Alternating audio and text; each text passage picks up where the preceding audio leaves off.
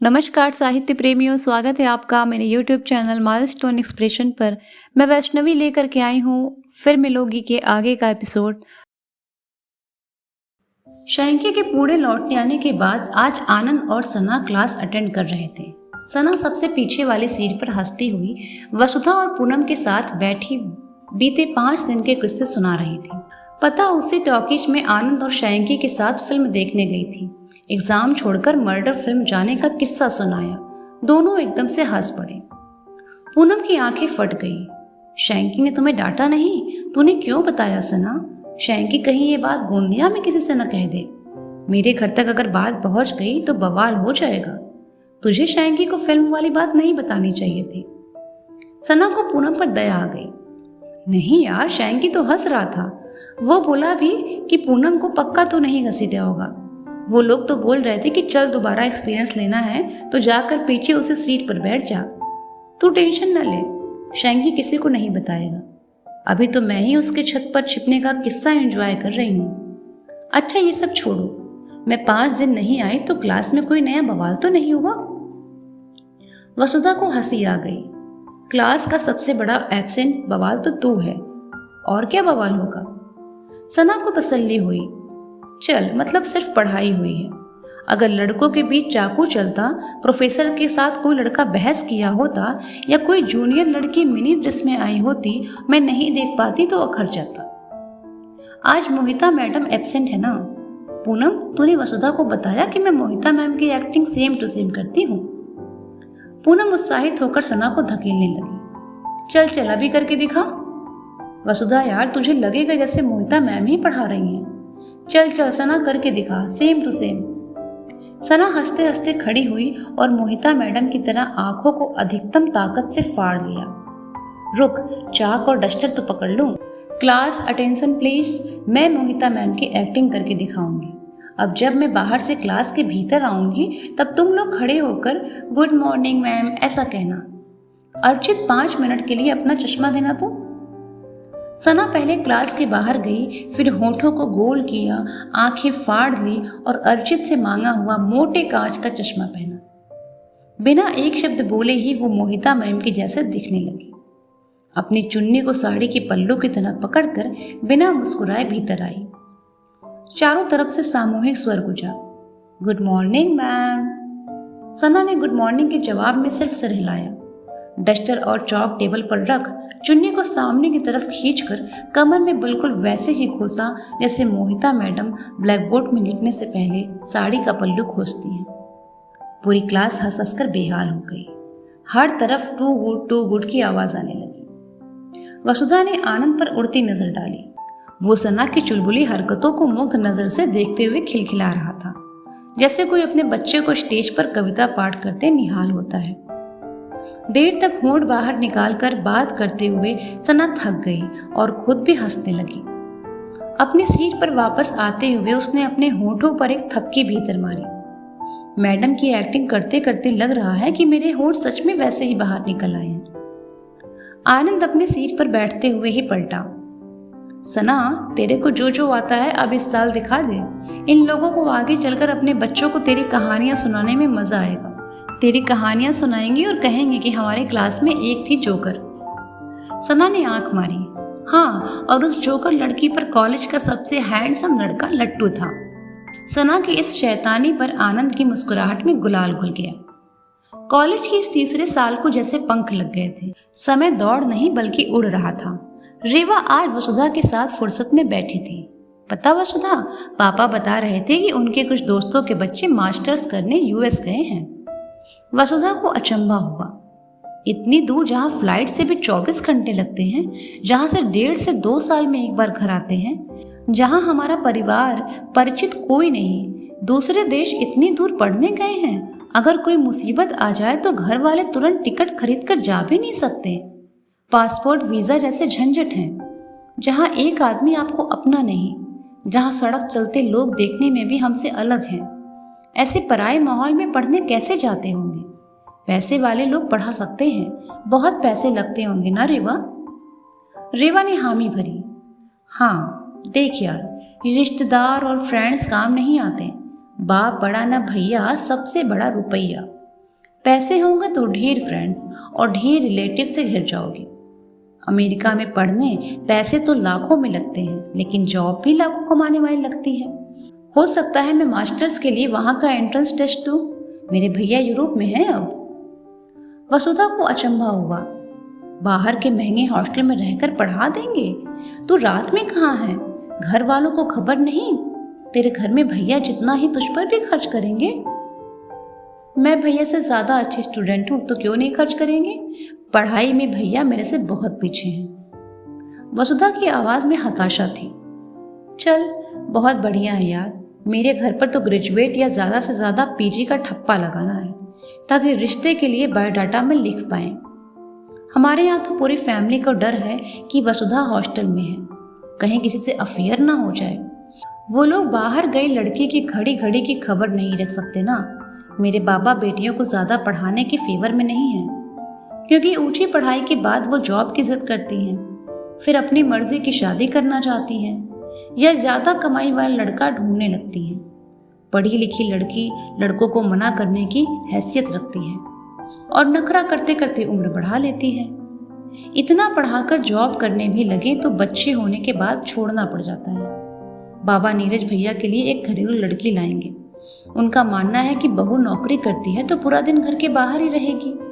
बच्चे लावारिस टाइप पलते हैं, गृहस्थी अस्त व्यस्त हो जाती है।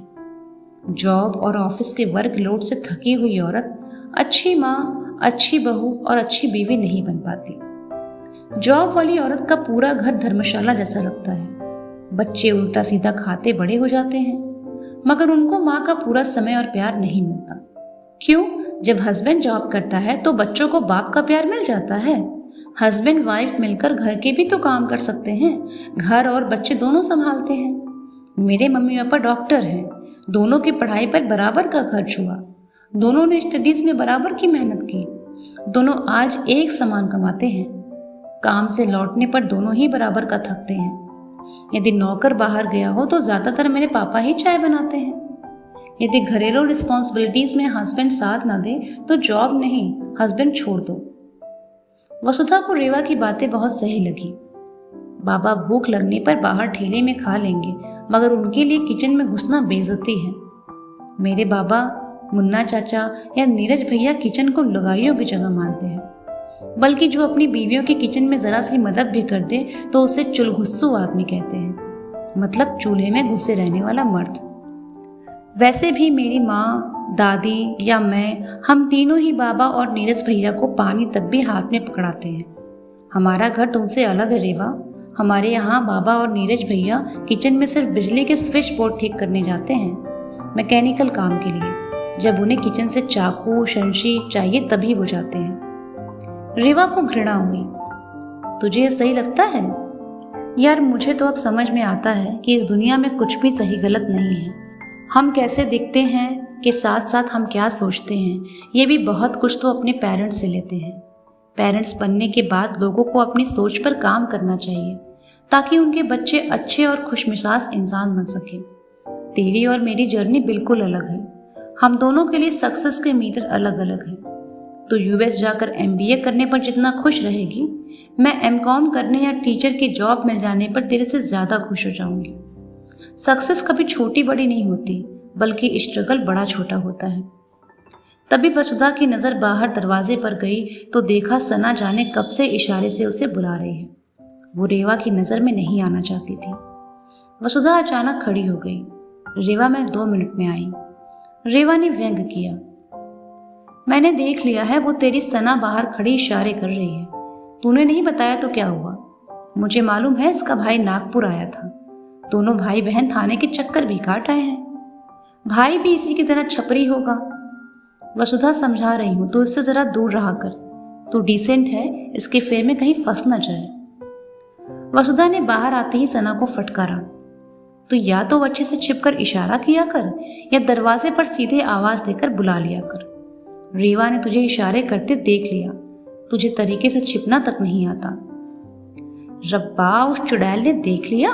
भगवान कसम, इससे मेरा पिछले जन्म के दुश्मनी का कोई नाता है। वसुधा ने सना की बातें अनसुनी करते हुए पूछा, ऐसी क्या इमरजेंसी जो बुलाने आ गई? चल चल पहले बाहर लॉन में तो चल, पूरी बात बताती हूँ। पूनम बहुत लो फील कर रही है। अभी आंटी का फोन आया था। पूनम को देखने वाले लड़के आ रहे हैं। पिछली छुट्टियों में जब ये गोंदिया गई थी तब भी 2 लड़के इसको देखने आए थे। दोनों मना करके जा चुके हैं। आज जब फोन आया तो उसने आंटी से पूछ लिया कि आपने लड़कों की फोटो देखी है क्या। आंटी बोली कि अब लड़का जैसा भी दिखता हो हमारे साइड से मना नहीं होगा।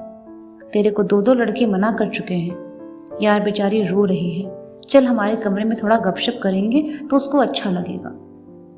एक बार पूनम तेरे घर आई थी तो मेरी मम्मी कहीं बाहर जाते हुए माथे को चूम कर गई। तब पूनम ने बताया था कि आंटी ने कभी उसे गले नहीं लगाया। चूमना तो बहुत दूर की बात है। माँ होकर बच्चे को गले लगाना, सहलाना, चूमना जैसी नरमाई न दिखाए तो बच्चे कनेक्ट कैसे रहेंगे। हॉस्टल में घूम घुमा कर रिपोर्टिंग लगा देना, स्कूल कॉलेज की फीस जमा कर देना, उनकी शादी में खर्च करना तो जिम्मेदारी निभाना है। जिम्मेदारी शब्द में बंधन है, बोझ है। बच्चे को पढ़ाना लिखाना, शादी कराना जिम्मेदारी नहीं बल्कि माँ बाप का सुख है, उनके जीवन का रस है। तुम ब्राह्मणों में लड़कियों की शादी का ज्यादा चोचला है क्या? इसकी दीदी की शादी में भी बहुत दिक्कत हुई थी क्योंकि उसको चश्मा लगा था। लड़के वालों को चश्मे वाली लड़की पसंद नहीं थी। पूनम की दीदी को एक लड़के ने माँ ने कह दिया था कि चश्मे के साथ अनाज चुनना बिनना कैसे करेगी, सब्जियों में बारीक कीड़े नहीं दिखेंगे इसको, काज बटन तो करना ही पड़ जाता है। उसी लड़के वाले को 1 लाख ज्यादा दिए तो बाद में मान गई। हद है यार। चल चल पूनम के पास चल। पूनम अपने बिस्तर पर औंधे मुंह लेटी थी। वसुधा ने जैसे ही उसके सर पर हाथ फेरा वो उसकी गोद में सर घुसाकर रोने लगी। सना ने जल्दी से रूम का दरवाजा बंद कर लिया ताकि बाहर से कोई पूनम को रोता हुआ न देखे। पूनम की हिचकियां देख सना और वसुधा की आंखें भीग गईं। वसुधा लगातार उसके सर पर हाथ फेर रही थी। वसुधा ने गला साफ करके पूछा, लड़के वाले कब आ रहे हैं? पूनम ने वसुधा की गोद से सर नहीं उठाया।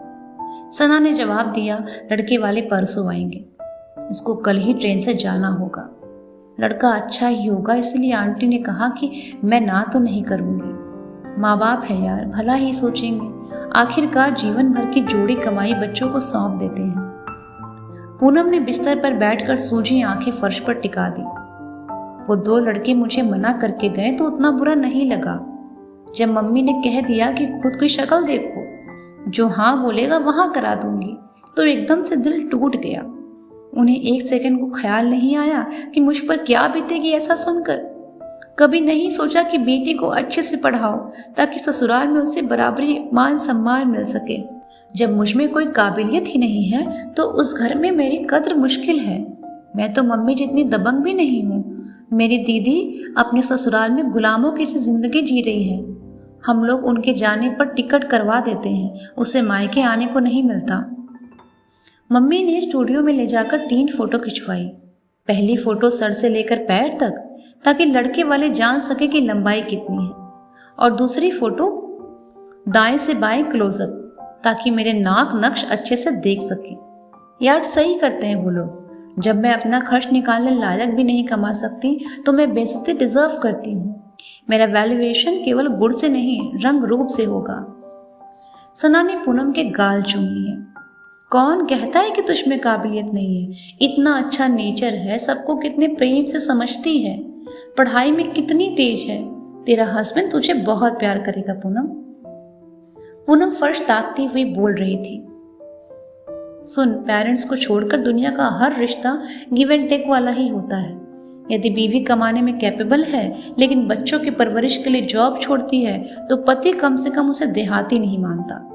जॉब वाली लड़की को कंप्यूटर से लेकर शेयर इन्वेस्टमेंट तक का नॉलेज होता है। पति उसकी सलाह को गौर करने लायक मानता है। मगर यदि बेबी ने बेसिक की पढ़ाई न की हो और घरेलू है तो वो समझता है कि इसको कोई जॉब मिलने वाली नहीं है क्योंकि क्वालिफिकेशन तो है नहीं, किसी काम की नहीं, नॉलेज नहीं।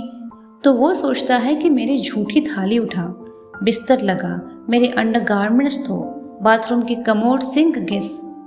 मेरी दीदी बिल्कुल यही जीवन जी रही है।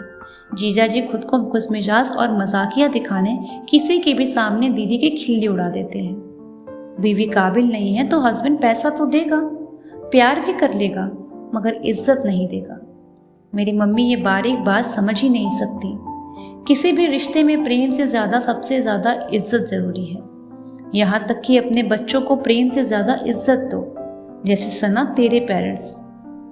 सना ने समझाया, चल मुझे भरोसा है कि तेरी किस्मत बहुत अच्छी होगी। लड़का देखने आएगा तो मेरा पिंक वाला सूट ले जाना, वही पहनना। वसुधा के पास पूनम की समस्या का कोई हल नहीं था। चलो यार, भूख लग रही है, मेस की रिंग हो चुकी है। रेवा को 2 रात से नींद नहीं आ रही है। आज वो डॉक्टर के पास गई है, उसको एंजाइटी का इशू है। सना हंसी, सुन, उससे थोड़ा दूर रहा कर, तू भी रेवी जैसे मत हो जाना। दिन भर भविष्य का पीछा करने वाली रेस्टलेस लड़की। फ्यूचर तो फ्यूचर है, वो कभी नहीं आता। बेवकूफ को कौन समझाए कि प्रेजेंट जो बीत रहा है फिर उसको कौन एंजॉय करेगा। वसुधा ने सफाई दी, अरे उसके कोचिंग की मॉक टेस्ट में अभी कोई लड़का इससे 2 नंबर आगे है तो कल रात नींद में भी उस लड़के को गालियां दे रही थी। मेरी नींद खुल गई कि ये क्या बोल रही है। कान लगाकर सुनी तो बार बार बोल रही थी, उसको कुछ खास आता नहीं है, वो तो मैं ठीक से पढ़ नहीं पाई इसीलिए वो ज़्यादा नंबर ले आया। उसके 12वीं की परसेंटेज भी मेरे जितने कम थे। सुबह देवी जी को बुखार चढ़ गया। डॉक्टर ने जो दवाइयाँ मेंटल रिलैक्स करने की दी उससे उसे गहरी नींद आ गई। उसको जाग कर पढ़ना है तो अभी तो दवा नहीं खा रही है। अब देखो आज भी पूरी रात बड़बड़ाती न रहे। साल अपने रिजल्ट से ज़्यादा मुझे उसके रिजल्ट की चिंता है। सना को रेवा पर दया आ गई। हद है यार, तेरे को बताऊं ये टॉप इसलिए करती है क्योंकि ये टॉप करने के लिए जान दे सकती है। आनंद टॉप इसलिए करता है क्योंकि वो सबसे सटीक आंसर लिखना चाहता है। उसके दिमाग में कभी टॉप करना होता ही नहीं। इनफैक्ट लास्ट टाइम उसकी सीए कोचिंग में कोई लड़का आनंद से आगे था। आनंद बड़ी तारीफ कर रहा था उस लड़के की। उसने बोला, मैं टॉप करता हूँ ये बड़ी बात नहीं है। वो लड़का गांव से आया है, गजब का मेहनती है। वसुधा, मुझे रेवा पर तरस आता है। लोगों की फीलिंग्स पढ़ना किताबें पढ़ने से ज़्यादा ज़रूरी है। रेवा को इस उम्र में एंजाइटी की दवा लेनी पड़ रही है। कोचिंग में उससे बेहतर स्टूडेंट से जलाने के बजाय उस लड़के से सीखना ज़रूरी है, उसकी तारीफ करना ज़रूरी है। डॉक्टर की दवा उसका कुछ नहीं कर सकती। चल चल पूनम उठ, बहन तेरा रोना हो गया हो तो चल खाना खाने चलते हैं। वसुधा भी उठ गई। मैं रेवा का खाना लेकर आज उसी के साथ कमरे में खाऊंगी, तुम लोग जाओ। अगले दिन पूनम सुबह की पहली ट्रेन से सना का पिंक सूट लेकर गोंदिया निकल पड़ी। थोड़ी देर पहले वसुधा के लिए हॉस्टल में नीरज भैया का फ़ोन आया कि उनके दोस्त की बहन अकोला नगर निगम में अकाउंटेंट की पोस्ट के लिए फॉर्म भर रही है। कल लास्ट डेट है, तू भी भर दे। बैंक तैयारी के लिए जो पढ़ना होता है उसी टाइप का सिलेबस है। वसुधा चुप रही। वो नागपुर के कॉलेज से बीकॉम करने इसलिए आई थी कि क्लर्कियल एग्ज़ाम या बैंक पीओ के एग्ज़ाम की तैयारी कर पाए। यहाँ आ जाने के बाद कोचिंग्स की फीस, किताबों की कीमत और हॉस्टल से कोचिंग की दूरी देखकर माँ ने मना कर दिया। नीरज भैया को इंजीनियरिंग कॉलेज की पढ़ाई में कठिनाई आ रही थी, इसीलिए अब अलग से प्रोफेसर के घर ट्यूशन पढ़ने भी जाते हैं। उन्होंने ट्यूशन जाने को बाइक भी खरीदवाई। हॉस्टल की ही रूम नंबर 107 में जूनियर अंशिका ने बताया था कि उसकी कंप्यूटर कोचिंग की तरफ नीरज भैया का अक्सर किसी लड़की को बाइक पर बैठाकर मार्केट में दिखते हैं। तो दोस्तों, ये था उपन्यास फिर मिलोगी की आज का हिस्सा। मैं वैष्णवी मिलती हूँ आपसे अगले एपिसोड में। तब तक जुड़े रहिए और महसूस कीजिए इस अद्भुत कहानी की हर धड़कन।